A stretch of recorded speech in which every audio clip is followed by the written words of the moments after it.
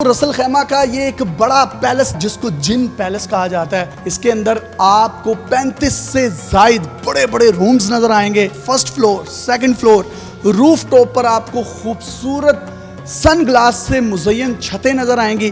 मस्जिद नबवी और मस्जिदुल हराम में इस्तेमाल होने वाला मार्बल इस पूरे घर में इस्तेमाल किया गया है ताकि घर ठंडा रहे, जबकि सन ग्लास को इस टेक्निक, इस महारत से लगाया गया है कि उसकी रोशनी अगर पूरे घर में एक बल्ब भी ना जल रहा हो तो फिर भी रोशनी आ सकती है। लेकिन रूमर्स ये हैं कि यहाँ जिन्नात का साया है और मगरिब के बाद यहाँ पर कोई नहीं आता।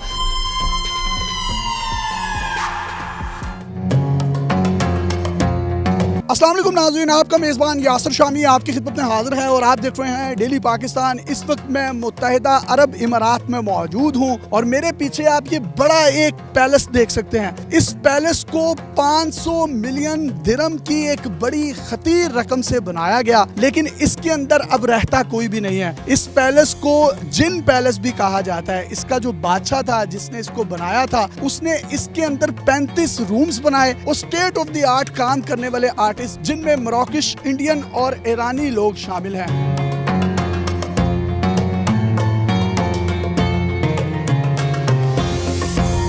$500 मिलियन दिरहम का मतलब है जो पाकिस्तानी तकरीबन अरबों रुपए बनता है, लेकिन इस घर में उस बादशाह और उसकी फैमिली को रहना नसीब नहीं हुआ। इस पैलेस से मुतल्लिक जो रूमर्स हैं वो ये हैं कि यहाँ जिन्नात के साए हैं, जिसकी वजह से बादशाह और उसकी फैमिली यहाँ से कूच करने पर मजबूर हो गई।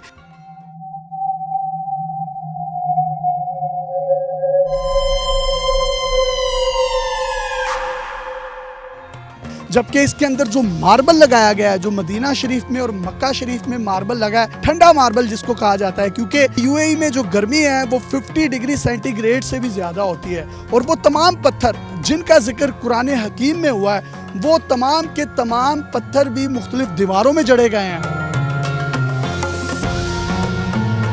State of the art paintings लगाई गई हैं, ओरिजिनल पेंटिंग्स लगाई गई हैं, एंटीक्स रखे गए हैं, तलवारें रखी गई हैं, गोल्ड प्लेटेड फर्नीचर है। अगर एंट्रेंस से आए तो इसका दरवाजा भी गोल्ड प्लेटेड है और जो बेडरूम्स हैं एक से बढ़कर एक हैं। हर इस्तकबालिया, रिसेप्शन और ड्राइंग रूम्स को जो है स्टेट ऑफ द आर्ट महंगे नायाब फर्नीचर से बनाया गया है। आपको इसका विजिट करवाते हैं। मैंने जिस तरीके से आपको बताया कि मस्जिदुल हराम और मस्जिदुल नबवी में जो मार्बल लगा है, ठंडा मार्बल, इसको मैं हाथ लगाकर ये फील कर सकता हूँ कि ये इंतहाई ठंडा है। और जितनी यहाँ पर गर्मी है, तकरीबन आज 46 से 47 डिग्री सेंटीग्रेड है। आप जो ही अंदर दाखिल होते हैं तो आपको महसूस होता है कि आप किसी जन्नत नज़ीर घर में आ गए हैं, जन्नत नज़ीर महल में आ चुके हैं। अगर आप बिल्कुल यहाँ पर, मैं सेंटर में जहाँ खड़ा हूँ, इसको इस्तकबालिया कहा जाता है या रिसेप्शन कहा जाता है, जहाँ पर आपको खूबसूरत एंटीक्स नज़र आ रहे हैं। अगर मैं इनके फानूसों की बात करूँ तो महंगे नायाब तरीन कीमती नगीनों से जड़े हुए फानूस जो हैं वो छतों पर लगाए गए हैं और इन फानूसों की जो जंजीरें हैं उनको गोल्ड प्लेटेड बनाया गया है। इसी तरीके से अगर आप ये डोम देखें, इसके अंदर आपको खूबसूरत चिलमिलाती हुई लाइटों से मुज़य्यन और शीशे का जो मोज़ेक वर्क है, जिसमें आपको रंगीन शीशे नज़र आ रहे हैं और उनको इस तरीके से एंगल्स की फॉर्म में जोड़ा गया है कि वो अपनी मिसाल आप हैं। और जितनी भी आप ये पेंटिंग्स देख रहे हैं बॉर्डर लाइन के अंदर, ये state of the art original paintings हैं जिसको अपनी असल हालत में रिस्टोर करके यहाँ पर लगाया गया है। ड्राइंग रूम है उस बादशाह का जिसमें आपको गोल्ड प्लेटेड सोफे नज़र आ रहे हैं, एंशियंट एंटीक्स चीज़ें नज़र आ रही हैं। जबकि अगर आप दीवारों पर पेंटिंग्स देखें तो ये पेंटिंग्स टाइलों की मदद से बनाई गई हैं और ये इंतहाई कीमती पत्थर हैं। मार्बल जिसको कहा जाता है ठंडा मार्बल, उस ठंडे मार्बल के ऊपर इन पेंटिंग्स और नकूश को उन आर्टिस्ट के हाथों से नमूदार किया गया है। जबकि अगर मैं इसकी छत की बात करूं तो आप यहां पर जियोमेट्रिकल पैटर्न्स देख सकते हैं, आप इसके बॉर्डर्स पर खूबसूरत फ्लोरल आर्ट देख सकते हैं। जो फल हम अपने ड्राइंग रूम्स पर मेज़ों पर रखते हैं, उन तमाम फलों को खूबसूरत रंगों में ढालकर इसके पैटर्न को इसकी बॉर्डर लाइन पर लगाया गया है। जबकि आप ये ऊपर अरेबिक डिजाइन में बना हुआ फानूस देख सकते हैं जिसको टॉम में बनाया गया है, और उस राउंड टॉम के अंदर आपको शीशे जड़े हुए महसूस हो रहे हैं।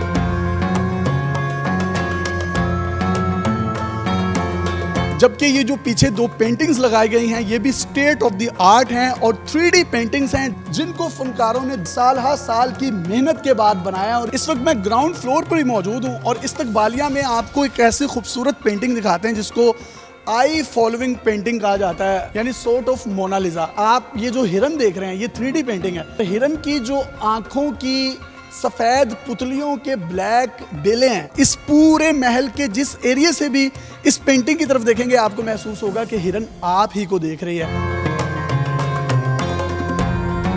ये वो ड्राइंग रूम है जिसमें आपको मोज़ेक आर्ट से मुज़य्यन सिमेट्रिकल डिजाइन्स में नजर आएंगी टाइलें जिनको जोड़कर बादशाह सलामत का ये रूम बनाया गया है। और इसके बिल्कुल ऊपर फ्लोरल आर्ट से छत बनाई गई है और खूबसूरत शैंडलियर्स लगाए गए हैं जिसके अंदर आपको मुख्तलिफ किस्म के नगीने और कीमती पत्थर भी जड़े हुए नजर आ रहे हैं।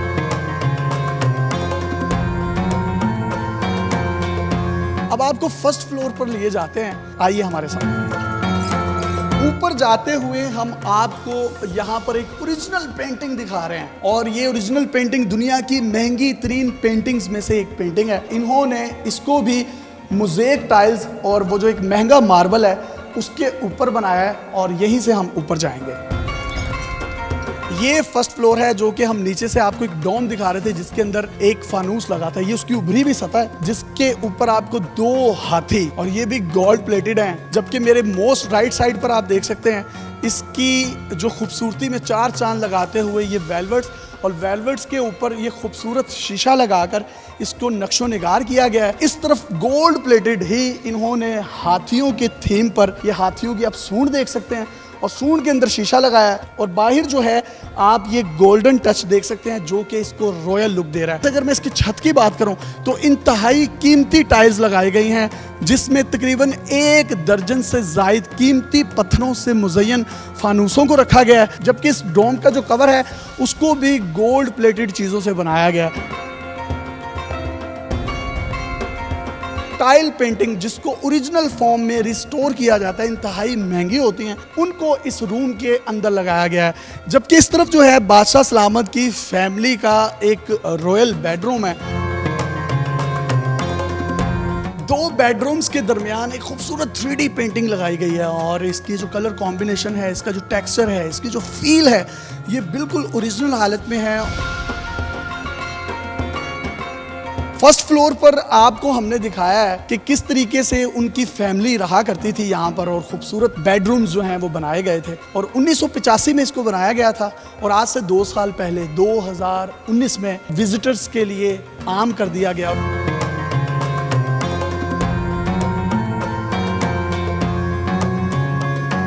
आइए अब आपको ऊपर वाले फ्लोर पर लेके चलते हैं। तो जनाब इस वक्त हम रूफ टॉप पर आ चुके हैं। यहाँ से आप रसल खेमा के बड़े बड़े सहरा और दूर दूर तक आप रेत के ठेले देख सकते हैं। कहा यह जाता है कि रसल खेमा के जो पहाड़ हैं चुड़ैलों और जिन्नात का असेब ज़दा इलाका है।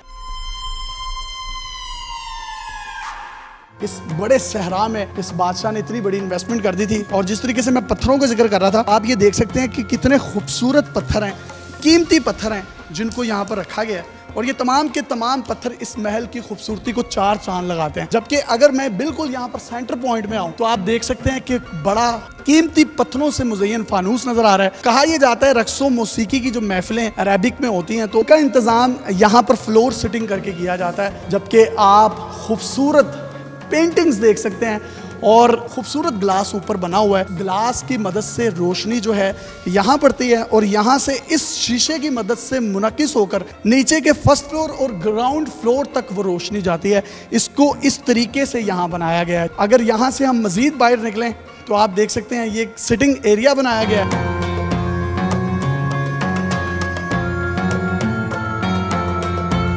जबकि इसके ऊपर वो जो टॉम है और वो जो एक सन ग्लास लगाया गया है जिसकी मदद से पूरे घर में अगर एक लाइट भी नहीं जलती तो आपको रोशनी नजर आती है।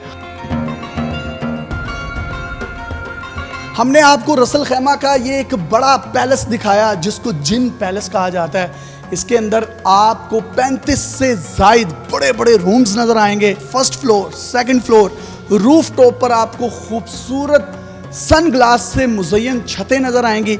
मस्जिद नबवी और मस्जिदुल हराम में इस्तेमाल होने वाला मार्बल इस पूरे घर में इस्तेमाल किया गया है ताकि घर ठंडा रहे। जबकि सन ग्लास को इस टेक्निक, इस महारत से लगाया गया है कि उसकी रोशनी अगर पूरे घर में एक बल्ब भी ना जल रहा हो तो फिर भी रोशनी आ सकती है। लेकिन रूमर्स ये हैं कि यहाँ जिन्नात का साया है और मगरिब के बाद यहाँ पर कोई नहीं आता। अपने मेज़बान यासिर शामी को इजाज़त दीजिए और देखते रहिए डेली पाकिस्तान। अगर आपके इर्द गिर्द भी कोई हैरत अंगेज़ या मुनफरिद हैं तो आप डेली पाकिस्तान पे हमें इनबॉक्स कर सकते हैं। अल्लाह हाफ़िज़।